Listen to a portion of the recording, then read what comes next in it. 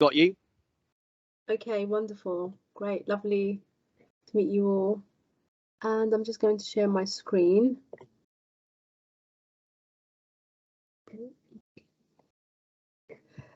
Good afternoon, everybody. My name is Misk. I work for United Colleges Group. I'm also an MIEE expert for 2 academic years now. I've also had the privilege of being selected for the award of FE Lecturer of the Year, where I won silver by the Pearson's National Teaching Awards. In addition to that, I've had my little 15 seconds of fame. I had an article written by me as part of the Guardian's 100 Teachers, 100 Stories campaign. And in terms of how I make a difference and effectively how I found my calling in the classroom. Just to tell you a little bit about myself before going into furthermore, in terms of the organisation I work for, we have an internal sort of staff awards, and during the years I was nominated by the learners as providing excellent support for students, as well as excellence in teaching and learning. My story in education probably has been touched upon throughout the session today, where the presenters have presented. So in a normal classroom settings, I wasn't your average student in terms of having my voice, things that was going in, in the background, being a young girl that fled the civil war to come to the UK with my family, not being able to even speak English. So I was sort of embraced in the English culture, but not actually having to know where I stand in society. So the whole classroom tradition where teachers are writing on the board, that segregated classroom setting, but ultimately not actually knowing where I was going. And I got away with a lot as the years went by, and it was really easy to fool the teachers in terms of how I carried on, because there was just so much going on at home. My mum was a single parent raising 5 of us, so there was just a lot. As much as I was physically in the classroom setting, actually mentally and emotionally I wasn't there. So as much as it was a case of teachers trying to get me across, it wasn't really effective. So I left school with 1 GCSE, and funnily enough, that 1 GCSE was computing. So never thought I'd be here today to be able to be a curriculum manager in computing, but hoo-ha, as it goes. So for me, inclusion is really embracing the differences in our learners. So for me, difference is actually great. And as much as society has a lot of differences, for me, it really means getting all my learners involved, recognizing their strengths and weaknesses, but from the get-go, and then integrating everything that I've learned from their hobbies, from their interests into the classroom setting. And then once I found out all of that information in the early stages, getting them to actually collaborate with each other and embracing their differences, their similarities, where they come from, and actually bringing the diversity into the classroom. So in terms of their race, in terms of their ethnicity, their gender, their sexual orientation, their ability, their age, and in terms of their religious belief. And I'm really, really passionate about actually bringing as much diverse into my classroom as better, because I was completely different, as I mentioned, in terms of my little story. And it's only until I probably reached, as sad as it sounds, when I was like in university, that I was able to actually see what diversity was about. So being a very naughty student, I moved abroad to Yemen, and then so my primary education and secondary all girls school, whisked over to Yemen for 2 years. Again, within Yemen setting, it was a very segregated, boys on one side, girls on one side. And then so my knowledge of diversity actually wasn't there. I wasn't very familiar with all of these points that you're seeing. So it was only, funnily enough, when I actually reached university that my eyes actually opened up. And I learned so much, and I'm still continuing to learn. And throughout today's presentation, I've actually learned certain things that I'm actually going to go away now and look further into. But again, this was due to the the educational settings that I was exposed to during my primary, secondary, and FE education. So for me, the key challenge is usually or has been from the get-go in terms of building that rapport. And I'm sure many educators every year, new intake of students, and the key challenges is being able to, how do you actually build that rapport with your learners? How are you getting the learners themselves in terms of being able to build friendships? And finally, and how are you able to get all your learners actively engaged? And for me, the third point is really crucial. When I was in my primary, secondary education, as well as actually further education, there wasn't that much engagement. It was a case, here you go do the assignment, come back. But nobody actually took the time to be able to understand how different I was, what was happening in terms to me emotionally, physically, psychologically. So it's really important to be able to understand the key challenges, and those key challenges will shape your classroom further. So using something simple as, you know, the whole Microsoft Office. So one of my strategies in the beginning of the academic year is conducting a form and sending it out to my students anonymously, and really making them aware that the information that they disclose is for me, and for me to be able to engage, for me to be able to embrace in my classroom. And then using that information when I set tasks in Excel, using the information provided me using PowerPoints, Word, and then finally Flipgrid. So it's going back to the basics, but all of my lessons is always shaped as much as I possibly can with the from the information that I get from my learners. I would like to say that not all of my classrooms is the same. So again, what's some very powerful that we have in our pockets nowadays is mobile phones. So I get my learners to actually go and show me. So if we're talking about religion, getting them to actually take pictures of what's really important, and that gives me the opportunity to be able to learn. So the following year, or if I get another student that's maybe Sikh, Muslim, Christian, or, you know, Orthodox, all the different types of the beliefs that are out there, it allows me to be able to understand, oh, okay, so and so, you know, shared this information here, so and so was able to do this. Funnily enough, I actually recently realized that Easter is not the same time as I always thought. As oblivious as we are during the April timeframe, there turns out that there's cultures out there that embrace Easter at different times of the academic year. So that was really important to me. So then when I'm doing my schemes of work, or when I'm, you know, integrating lessons, you know, just being able to reach out to the learner and say, Happy Easter at that time. So I like to incorporate all of these things into my calendar. So I really embrace technology as much as I possibly can with the whole show me. Go and take a picture, go and take a video, show me, go record, let me hear. Again, going back to basics in the early sort of time, I asked them to say a word in their country, but positive words, and getting them to record it and share it with me. And then I have this library of collection where I've learned so many ways to say hello in a different country. To others, that may not be a simple thing, but getting them to actually record it so I can hear the accent. That's, for me, it's really important. And the learners themselves feel really included, and it's not just a typical lesson about the online world, or a typical lesson about the advantage and disadvantage of using social media. You know, I get to learn a lot about them themselves. So you're probably thinking, you know, how are we able to help our learners, you know, and really bringing the inclusion, diversity and harmony to the classroom? Has research indicates, sorry for the typo there, but has research indicates that diversity in the classroom helps students to develop their social awareness. My social awareness, I would like to say, wasn't really there from in terms of my upbringing to, you know, to my education setting, and really getting them to appreciate the different perspectives. And I would actually like to say that I didn't really know the word gay until I started employment. It was in 2009 when I first started my first professional job that I actually came into awareness of what the terminology was. So had I learned that in terms of growing up, it would make a difference. It would have probably made a difference in terms of where, you know, how far I've got. But really, by being able to challenge learners to reflect on the different perspectives, you know, it will really help teach them the different methods and interaction with peers.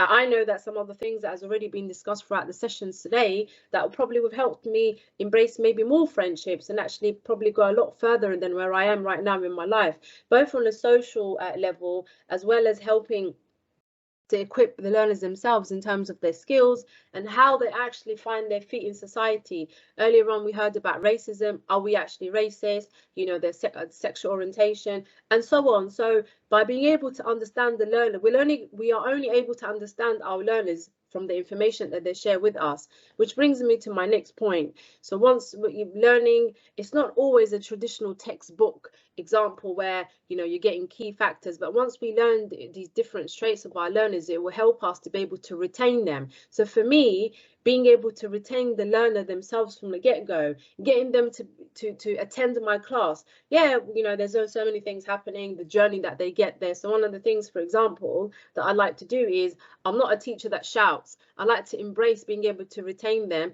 taking that moment away from them in the classroom. So one of the things, for example, I do is if they arrive late, I close the door, I take them outside, thank them, you know, so what's happening? So it allows me to understand that along the journey, I don't know, they could have been almost hit by a bus, you know, how they could have probably dropped their brother to the school or their sister to school or picked up a prescription, because these are the things that I was doing in the background in terms of my education. And then through being able to understanding these concepts allows them to be able to make that small step in that growth and then find that that their pathway in life, whether it's an employment, progressing onto university, all of these makes a difference. And again, it's the small steps that bring the harmony, inclusion and diversity, which can also support in terms of achievement, outcomes, attendance, and also KPIs. I've seen this in my 7 years of being in FE, these 4 points really making a difference throughout the academic year.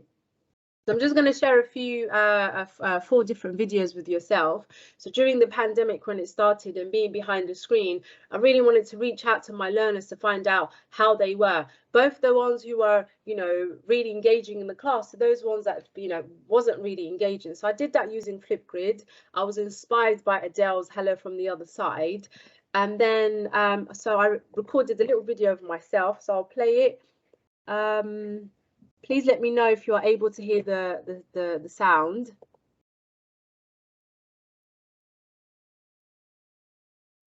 No, we don't have the sound, Miss.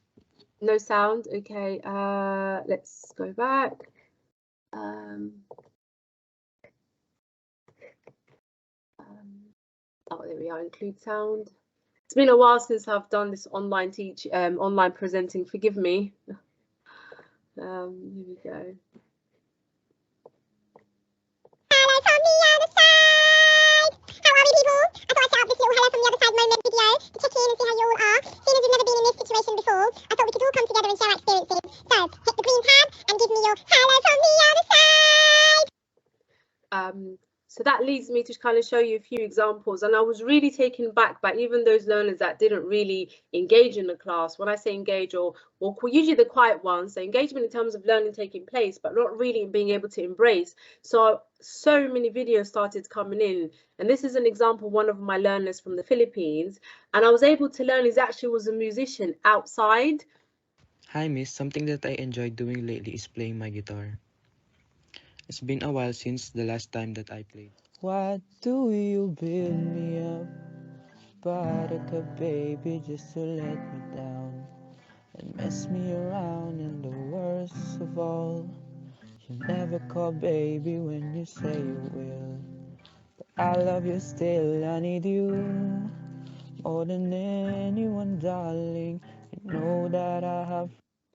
And then this is another example of my learner. So I encourage them to use emojis, whatever made them feel comfortable to give me their hello from the other side.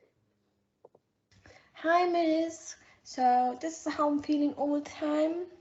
Being at home, I'm doing face masks a lot, hair masks. I'm doing some assignments as well, but I really love this time being at home. Because I used to do a lot of things. Because I used to work all the time, and now I can just do whatever I want, so I love it. Hi, Miss. And then I kind of also took it further to really reach out to my learners throughout the academic year. So I set up another profile to ask them, you know, hello from the other side as well. It was really important for me to be able to understand their mental health, what they were doing, and, you know, how they were also coping with the pandemic. So this is one of my former students about, I think, 6 years ago. Hello, Miss. I hope you're doing fine.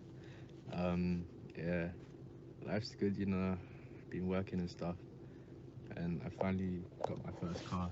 It's just a Corsa, and yeah, everyone's been good, family's good, everyone's good. Hope on your side that teaching's gone easy for you. Hope they don't give you too much of a headache. Right now I'm just out shopping and getting some essentials. Hope you lot are staying safe as well and staying indoors and listening to the government. And yeah. So that's what my hello from the other side was, and then in terms of the students themselves, with everything that I've mentioned, I put together a little video of how my classrooms are, where I bring in the inclusion, the diversity, the harmony, and it's always really touching for me at the end of the academic year when I have to say goodbye to them. But I like to always remind them that it's not a goodbye, but more of hello to their own journey, wherever it may take them. So I'll play the video. But that's how I bring inclusion, diversity, and harmony into the class. And finally, I'll leave you with some of the things that the learners have said. Reached out to the learners just to be able to learn myself as well, where I was in my career and how I can help develop. So reached out to all of my learners, both past, present, again during within the last recent years, and I've put together a video, and this video, it brings tears to my eyes. So again, forgive me if you do see me get a little bit emotional. It's a 7-minute video. I won't play the whole 7 minute. I'll probably skip through a few, so you're able to learn, so you're able to hear. And all I can say is that every lesson does shape a life, and it's really, really heartbreaking to be able to not know what learners are going through, while some educators are so fixated in terms of tick box exercise. But by being able to bring the whole difference and the diversity into the classroom, you'd really be amazed of how difference you can make in a child's life or a young person's life. I never made it, but I know I I've done this video for any other teacher, but you're actually my favorite teacher. I've got to show some love to you. got my statement. And until this day, I'll never forget the type of person that he is. My standing go.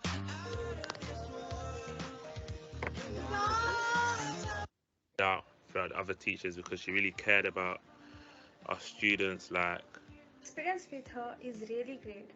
She's very positive person, very hardworking, and very helpful. Misk has also helped me be positive about anything that I do in life to a certain extent. She made me a positive person. For me, I had an amazing experience because she did not just help me with my study inside the college.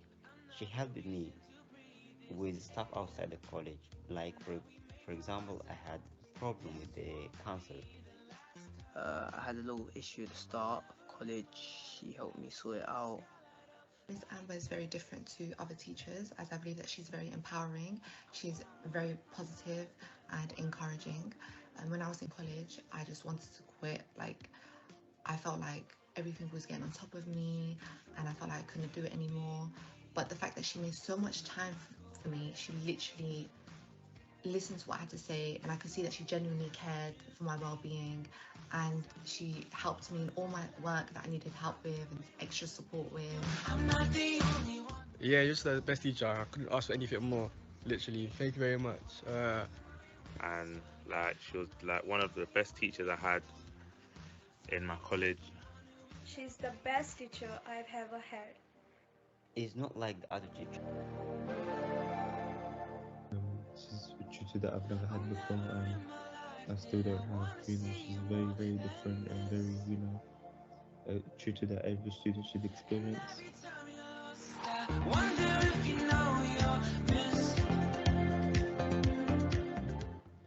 What makes her different from the other teachers is that her charisma. There's something about it. She's kind, she's bright, that smile she always has. Miss really helped me get through level 2. That's the reason why I'm doing level 3 computing. If it weren't for her, I really wouldn't know what I'd be doing right now. She devoted time from her own busy lifestyle, even times she was late for stuff she needed to do outside of college. She's not only our tutor, she's our supporter, and She always made sure she put a smile on my face and tried to understand what was happening. She really cared. She was really a caring person. I ended up passing, and I've never thanked an individual like this, because if it wasn't for her, I would not be able to do right now I do my CCNA. I'm starting my CCNP. I've done my A+ Network Plus Microsoft Server.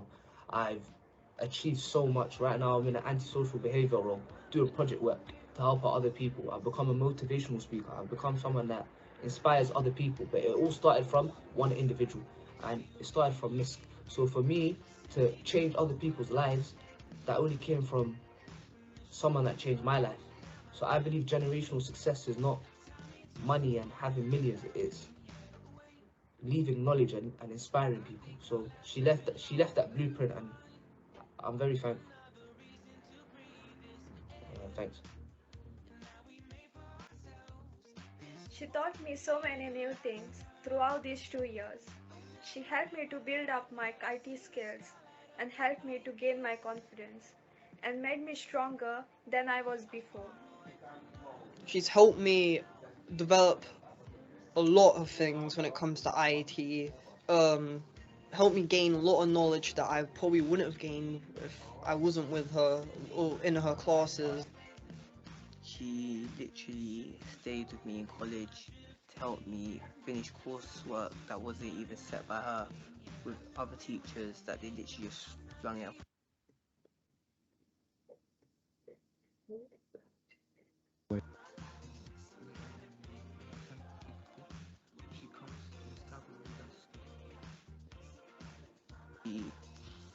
She really done a lot for me, to be honest.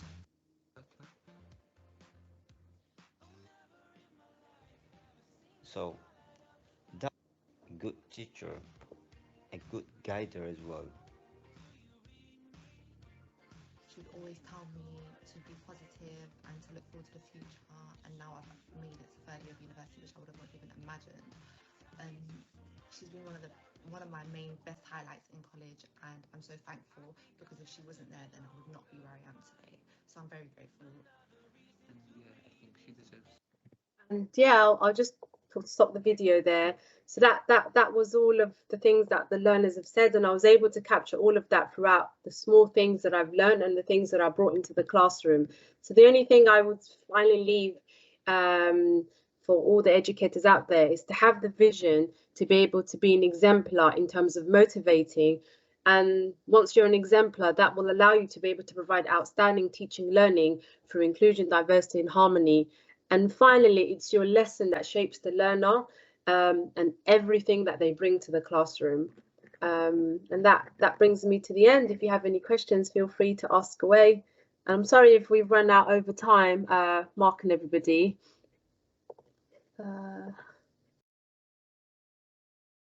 Thank you, Misk. That's great.